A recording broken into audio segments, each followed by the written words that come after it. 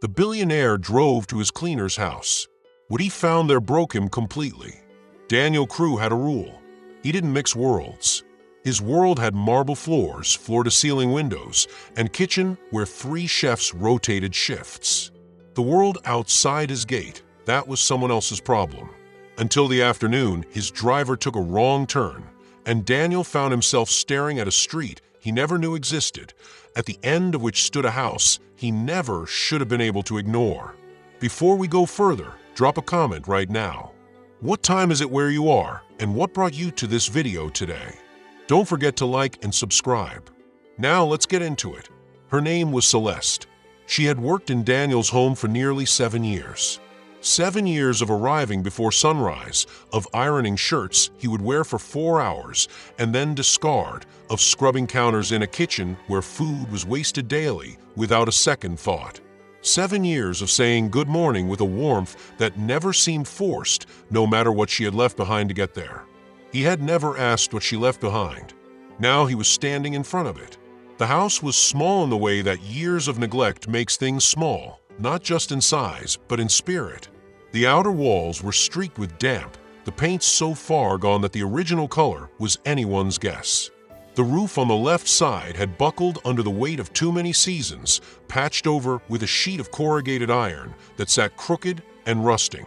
The front door didn't close flush. You could see it from the street, that thin strip of outside air running along one edge, letting in whatever the weather decided to bring. Celeste stood 2 steps behind him, her hands pressed together in front of her, still and composed in the way she was always composed. But her breathing had changed. He could hear it, shorter, careful, like someone waiting to be judged. Daniel stepped forward without speaking. His shoes, handmade Italian, the kind he had never thought twice about buying, pressed down into the dry, dusty ground. He didn't notice them. For once, he wasn't thinking about what he wore or how he appeared. He was thinking about the 7 years. About every morning she had arrived at his home looking put together, never late, never visibly struggling. He was realizing, slowly and with a shame that had nowhere to go, that he had assumed that meant she was fine. He pushed open the door. The inside of the house hit him before his eyes could fully adjust. It wasn't one thing. It was the sum of everything that wasn't there. No furniture worth naming, a thin mattress on a low wooden frame, a single plastic chair with a taped armrest, and in the far corner, a small gas burner sitting directly on the floor beside a stack of cinder blocks that served as a shelf. On it sat one pot. Beside it, a small bag of rice, nearly empty, and 2 onions. That was the food. That was all of it. Daniel stood in the center of the room and felt something he had not felt in longer than he could remember. He felt the air go out of him. Not dramatically, no gasp, no visible reaction. Just a quiet internal collapse, like a structure finally giving way after years of invisible pressure. Celeste stepped in behind him and moved to the side of the room, her back near the wall, giving him space. The gesture was automatic, practiced.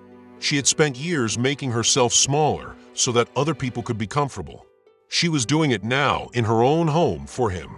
He turned to look at her, and that was when he saw it. The thing she had hidden behind every polite smile, every perfectly timed cup of tea, every gracious response to instructions that were never given kindly enough. It was in her eyes. Not sadness exactly, something older than sadness. The particular exhaustion of someone who has stopped expecting anything to change. He pulled the plastic chair out and sat down on it. The leg shifted under him. He didn't move to correct it. His mind went backwards against his will. He remembered a morning 3 months ago when he had sent his breakfast back because the eggs weren't done the way he liked. He remembered the mildly impatient tone he had used, the way Celeste had taken the plate without a word and returned 10 minutes later with a new one, composed and unruffled. He had thought nothing of it. He had moved on to his newspaper before she'd even left the room. What had she eaten that morning? Had she eaten at all? She moved quietly to the burner and set a small kettle on the flame. Her hands moved the way they always did, deliberate, unhurried, taking care in the details.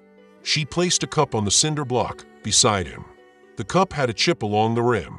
She turned it, so the chip faced away from him. That small, automatic act of consideration, the turning of the cup, undid something in Daniel that nothing else had reached. He picked it up. His hand wasn't steady. "Celeste," he said. She looked up, then just as quickly lowered her gaze. Years of working in houses like his had trained her. Eye contact could be misread. Better to stay invisible. Safer.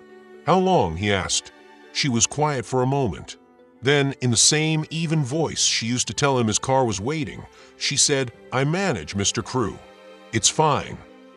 He shook his head slowly, not at her but at the word. Fine. He had heard that word from her 100 times and never once questioned it. Fine was the armor she wore every day. He had been too comfortable to notice she was wearing it. His eyes moved around the room again, and this time he made himself look at everything. The blanket folded on the mattress, thin, washed so many times its original warmth, was a memory. The single window covered with a cloth because there was no curtain. The walls with their web of hairline cracks, each one a small record of time passing and nothing being fixed. He thought about what it had taken for her to walk out of this room every single morning and arrive at his house looking the way she did. Composed, reliable, ready. What that must have cost her, not just in effort, but in something quieter. Something she must have locked away inside herself each day just to get through the gate. He set the cup down. He couldn't drink it, not because of the chip in a rim, but because he knew, he now understood with a certainty he couldn't escape, that she had used what little she had to offer it to him. He leaned forward, elbows on his knees, staring at the floor. "I owe you an apology," he said. "Not for today, for all of it." Celeste didn't respond immediately. She stood near the wall, her fingers pressed together, and for a long moment the room was completely still. "You don't need to," she began. "I do." His voice was quiet, but it didn't waver. "I've been sitting in that house of mine for 7 years, and I never once thought to ask how you were living. That's not someone else's failure. That's mine." She looked at him fully then, really looked, and in her expression he saw something shift, not relief, not yet. Something more fragile than that. The particular caution of someone who has heard words before and learned not to trust them too quickly. He noticed that caution, and it cut deeper than anything else had. She hadn't learned to distrust. She had been taught to distrust by years of people who saw her situation and looked away. By a world that called that looking away simply the natural order of things. He stood up slowly. "This house," he said, looking at the buckled roof, the cracked walls, the door that wouldn't sit right in its frame. "I'm going to have it fixed. Properly. This week." He paused. "And your salary? It's changing. It should have changed years ago." Celeste's fingers pressed tighter together. She blinked once, twice, and held her expression steady with a kind of discipline that had been built from necessity, not choice. "You don't have to do that," she said, her voice careful. "I know I don't have to," Daniel said. "That's not why I'm doing it." He looked at her hands then, properly looked at them, the way he should have looked at her long before this day. The roughened skin, the small, half-healed cuts along the knuckles.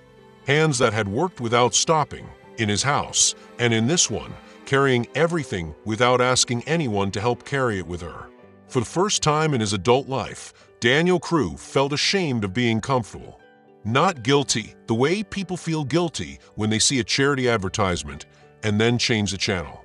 Ashamed, the kind that sits inside the chest and doesn't move. He walked toward the door, then stopped, turned back one last time, and looked at the room. He made himself look at it, all of it, without softening a single detail in his mind. The kettle still warm on the burner, the cup with the turned chip, the thin blanket, the empty corner where food should have been. He memorized it. He made sure of that. "You will not have to hide this anymore," he said. "And you won't have to manage it alone." A silence settled over the room, different from the silences before it. Something in the air had changed barely, just barely, like the first small shift of pressure before weather turns. Celeste looked at him steadily. There were tears at the edges of her eyes, but she didn't let them come. She blinked them away with a quiet determination that told him everything about who she was, Not someone to be rescued, not someone who had ever waited for rescue, but someone who had simply needed, for once, to be truly seen. He nodded. She nodded back. And as Daniel stepped out into the street and walked back toward his car, he understood that he was leaving something behind in that room. Not a possession, not money, something harder to name. The version of himself who had never needed to know how Celeste lived. That man was gone. And whatever came next, whatever he built in place of the blindness he had lived inside for years, it would start here, on this street, in front of a door that didn't close right, that she had walked through every night and sealed up behind her so that none of it spilled into his world. He owed her more than repairs and arrays. He owed her the years. He was going to spend a long time figuring out how to begin. If this story stayed with you, hit like and subscribe. The next one is already waiting, and you won't want to miss it.